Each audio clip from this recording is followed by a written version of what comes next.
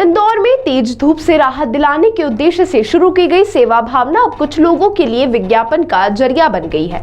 निगम आयुक्त ने जानकारी देते हुए बताया कि कई संस्थानों ने बाइक राइडर्स को धूप से बचाने के लिए ग्रीन नेट लगाने का निवेदन किया था। निगम ने इस पर सहमति जताई, लेकिन कुछ संस्थाओं ने सेवा के नाम पर पक्के स्ट्रक्चर बनाकर उस पर विज्ञापन लगा दिए, जो नियमों के खिलाफ है।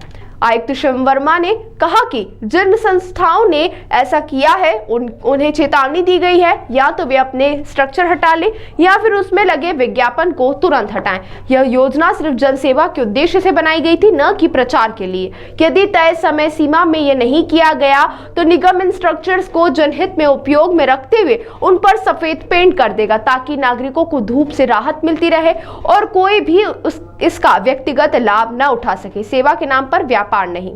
देखिए, अपने चिन्हांकन हो चुके हैं, जो मार्किंग है वो सारी चिन्हांकन हो चुके हैं। हमारे जो वेंडर है वो भी तैयार हैं और हम लोग शीघ्र ही इस पे काम करना शुरू कर देंगे। सर, दूसरा जो शेड्स लगाए गए थे उसमें हमने देखा कि पूरा एक कैप्चर कर लिया, विज्ञापन लग गए जो धूप से रही है। एक गंभीर मसला है क्या?